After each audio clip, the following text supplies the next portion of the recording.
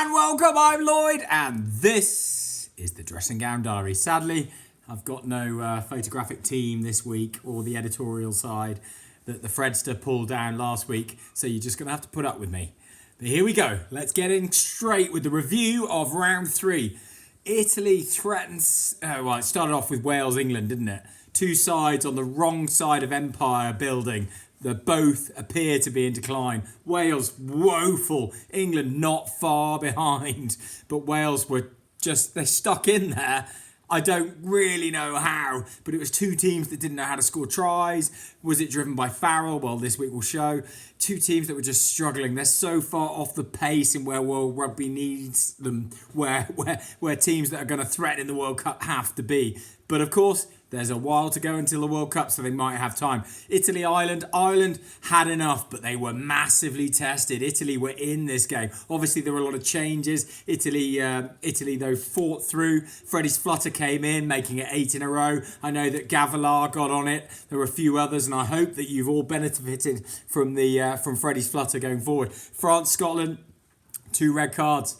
Listening to the Good, Bad and Rugby, there were question marks over this about whether rugby was improved by only having 14 aside, and that's a discussion we'll go into at a later date. But certainly when there's more space, there are more opportunities.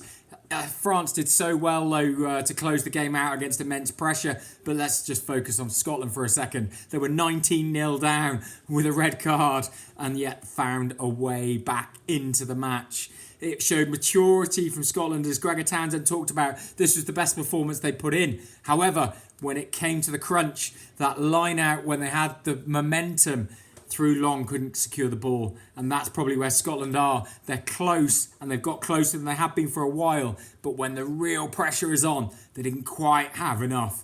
Italy, Wales this weekend. First up, 2:15 kickoff in Rome. Wales, what are you doing? Gatland's throwing darts at picking his team. No idea who he's going to select. Italy will be looking at this going, we've got this, boys. We've got this. However, they haven't beaten Wales at home since 2007, a game I went to when Hook was asked if he had enough time to kick the ball out for a penalty. He kicked it out, and then Kaplan blew the final whistle. Italy won the game. Italy have lost 24 in a row in Rome. Will this be the weekend that they turn it around? Wales on the back of 12 losses out of 15. Gatland not really knowing what he wants to do. It is definitely the wooden spoon game. Second up of the weekend, see England host France. France haven't won at Twickers since 2005. Is this the time they turn it around? England on the back of a 9-game win streak against France. But seriously, with Smith coming in instead of Farrell, is Farrell a busted flush these days? His kicking percentage is at 46% over the first 3 rounds. It raises massive questions. It's a big, bold call by Borthwick to jettison him and bring in Smith. But it'll be interesting to see whether England play an expansive game. Clearly, Smith functions best when he's got a big 12, which he's got now in an England setup. He's also got a big 8, punching holes. Let him be creative. Let him throw some mayhem behind. He doesn't work in a structured game, and Farrell has limited pace of play, has been slow, which has also been a limiting factor. So it'll be interesting to see whether England can progress. France need to get back on the carry on the winning road after the victory against Scotland last time out. Can they? There's still teams in this championship, and France are one of them. They've just got to find a way of winning at Twickers, which they haven't done for a long time. The weekend finishes with Scotland hosting Ireland. Scotland they have an inferiority complex against Ireland. I was chatting to Southers about this evening in the pub before recording this. He doesn't ever believe that Scotland have enough, that they're physically strong enough to battle against Ireland. They just think he gets out-muscled. But surely Scotland have got to back themselves at home.